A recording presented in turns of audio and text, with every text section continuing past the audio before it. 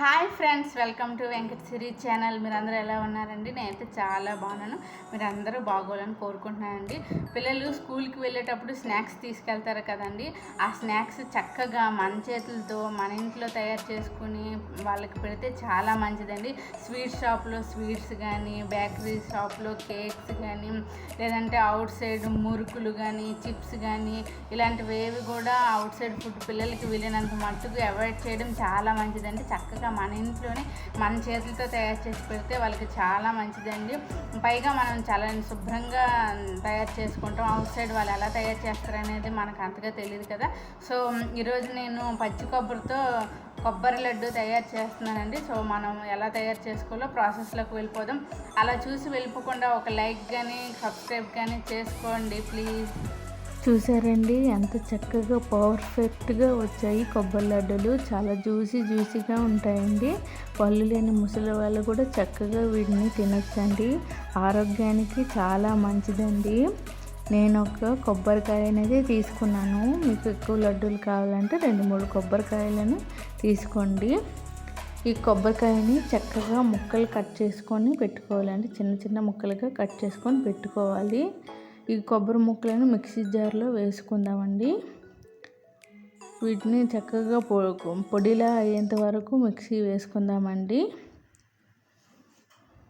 మధ్యన కలుపుకుంటూ చక్కగా మిక్సీ పట్టుకోవాలండి. కొబ్బరి ముక్కలన్నీ పొడిలా తయారవ్వాలి. ఈ కన్సిస్టెన్సీ వచ్చేంత వరకు మనం పొడి చేసుకోవాలండి. నేను ఒక చిన్న బౌల్ని తీసుకొని ఈ కొబ్బరి తురుమును ఎంత వచ్చిందనేది మెజర్ చేసుకుంటున్నానండి. దాన్ని బట్టి మనం బెల్లం ఎంత తీసుకోవాలో మనకి తెలుస్తుందండి. నాకైతే 3 కప్పులు కొబ్బరి తురుము వచ్చిందండి. ఒక కొబ్బరికాయకి 3 కప్పుల కొబ్బరి తురుము వచ్చిందండి. మీరు 2-3 కొబ్బరికాయలు తీసుకున్నట్లయితే 3 కప్పుల కొబ్బరి తురుముకి 1 కప్పు బెల్లం తురుము వేసుకోండి. అలా ఎన్ని కప్పుల కొబ్బరి తురుము వస్తే అన్ని కప్పులు కరెక్ట్గా మెజర్ తీసుకొని 3 కప్పులకి 1 కప్పు బెల్లం తురుము వేసుకోవాలండి. నాకు ఇక్కడ 3 కప్పులు కొబ్బరి తురుము వచ్చింది కాబట్టి నేను 1 కప్పు బెల్లం తురుము వేసుకుంటున్నాను. నేను కొంచెం ఎక్కువే తీసుకున్నానండి బెల్లం. మేము ఎక్కువగా తింటామండి బెల్లం. సో స్టవ్ పై ఒక గిన్నెలో బెల్లం వేసుకొని కొంచెం నీళ్ళు వేసుకున్నానండి.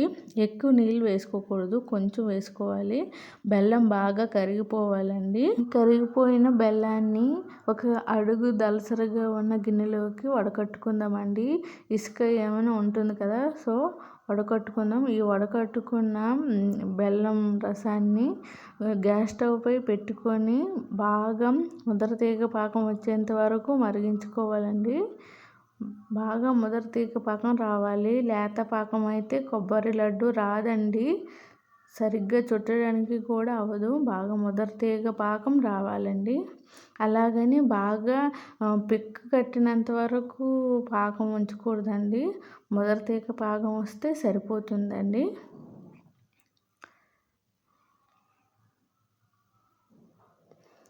చూసారా, బెల్లం దగ్గర పడుతుందండి, పాకం వస్తుంది.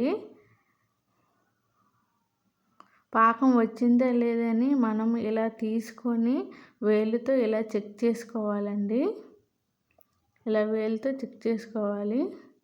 చూసారా, ఈ బెల్లం పాకం ఈ కన్సిస్టెన్సీలో రావాలండి. ముదరతీగ పాకం రావాలి.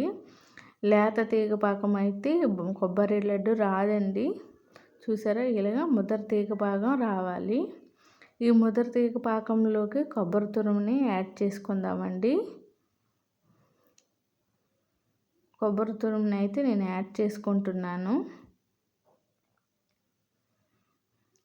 ఈ కొబ్బరి తురుము వేసుకున్నాక పాకం మళ్ళీ లేత పడుతుందండి. ఎందుకంటే కొబ్బరి తురుములో తడి ఉంటుంది కదా, సో పాకం లేత పడుతుంది. మళ్ళీ చక్కగా 10 మినిట్స్ వరకు ఇది దగ్గర పడేంత వరకు, ఆ పాకం మళ్ళీ ముదర పడేంత వరకు ఇలాగ గ్యాస్ స్టవ్ పై పెట్టుకొని మంటని లో ఫ్లేమ్లో మీడియం ఫ్లేమ్లో అడ్జస్ట్ చేసుకుంటూ చక్కగా దగ్గర పడేంత వరకు ఇలా కలుపుకోవాలండి కొబ్బరి తురుముని. నాకైతే ఇది ముద్ర పడడానికి నాకు 10 మినిట్స్ అయితే టైం పట్టిందండి. చక్కగా ఇలా కలుపుకోవాలి. నాకైతే దగ్గర పడుతుందండి. నేను 1 టేబుల్ స్పూన్ నెయ్యి అయితే యాడ్ చేసుకుంటున్నానండి. మీకు నెయ్యి ఫ్లేవర్ నచ్చదు అనుకుంటే అవాయిడ్ చేయండి, ఏం పర్వాలేదు. నెయ్యి వేస్తే మంచి టేస్ట్ వస్తుందండి కొబ్బరి లడ్డు, అందుకని నేను నెయ్యి వేసుకున్నాను. చూసారా నాకైతే దగ్గర పడిందండి. ఈ విధంగా కలుపుకోవాలి, లేదంటే అడుగు పట్టేస్తుందండి, అడుగు మాడిపోతుంది. సో అటు ఇటు ఇలా కలుపుకుంటూ ఉండాలి చక్కగా. నాకైతే పాకం దగ్గర పడుతుందండి.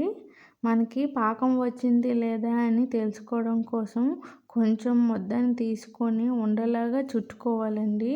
ఉండలా చుట్టుకునేటప్పుడు ఉండలా వస్తే మనకి పాకం వచ్చినట్టు, లేదంటే పాకం రానట్టేనండి. ఉండలా అవ్వకపోతే పాకం రానట్టే.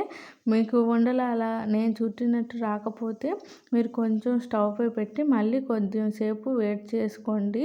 సో పాకం అప్పుడు దగ్గర పడుతుందండి. సో నాకైతే చూసారా ఉండలా వచ్చింది.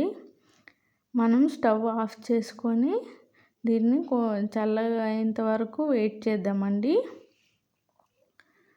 చూసారా ఇదైతే చల్లగా అయిపోయిందండి. నేను ఇప్పుడు దీన్ని ఉండలు చుట్టుకుంటున్నా. మన చేతికి ఈ ముద్ద అంటకుండా ఉండడం కోసం నేనైతే కొంచెం చేయికి నెయ్యి అయితే అప్లై చేసుకున్నానండి. నెయ్యి ఫ్లేవర్ నచ్చిన వాళ్ళు కొంచెం ఆయిల్ అయినా అప్లై చేసుకొని వీటిని ఉండలు చేసుకుందాము.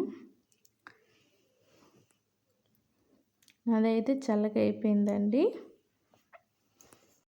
2 డ్రాప్స్ నెయ్యి తీసుకొని నేను చక్కగా చేతికి అప్లై చేసుకుంటున్నానండి. నెయ్యి ఫ్లేవర్ ఇష్టం లేని వాళ్ళు ఆయిల్ అయినా అప్లై చేసుకొని చక్కగా ఈ ముద్దని కొబ్బరి లడ్డూలా చుట్టుకుందాం. చూసారా నాకు ఎంత పర్ఫెక్ట్గా వచ్చాయో ఈ కొబ్బరి లడ్డూలు. చాలా బాగా వచ్చాయండి.